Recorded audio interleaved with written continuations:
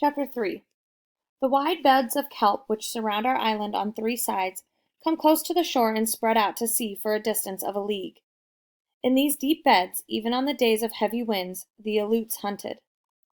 They left the shore at dawn in their skin canoes and did not return until night, towing after them the slain otter. The sea otter, when it is swimming, looks like a seal, but is really very different.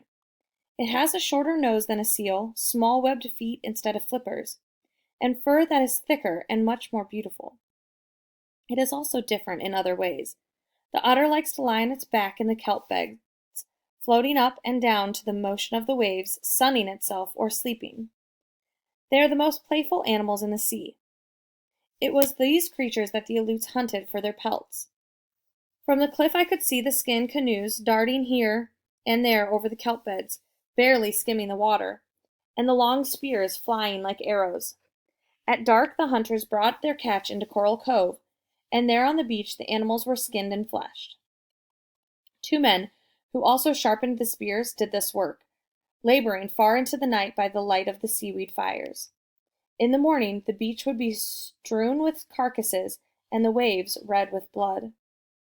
Many of our tribe went to the cliff each night to count the number killed during the day.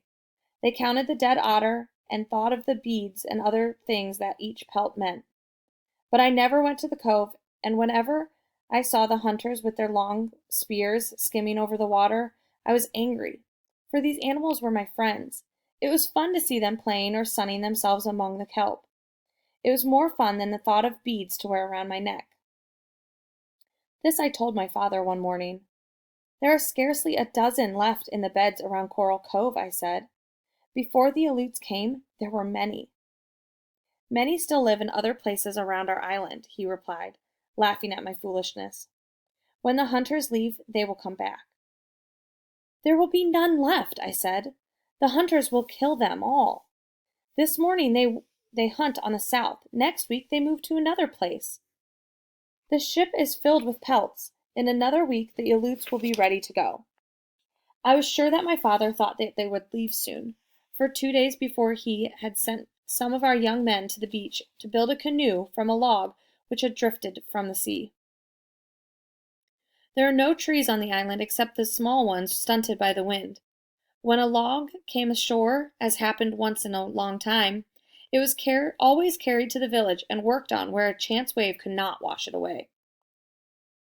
That the men were sent to hollow out the log in the cove and to sleep beside it during the night meant that they were there to watch over the Aleuts and to give the alarm should Captain Orlov try to sail off without paying us for the otter skins.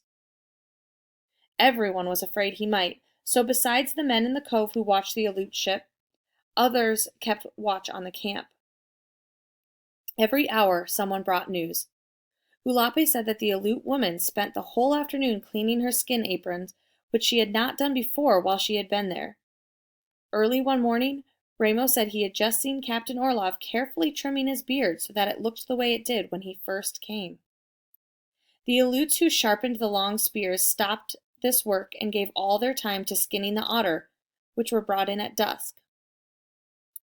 We in the village of Galasat knew that Captain Orlov and his hunters were getting ready to leave the island.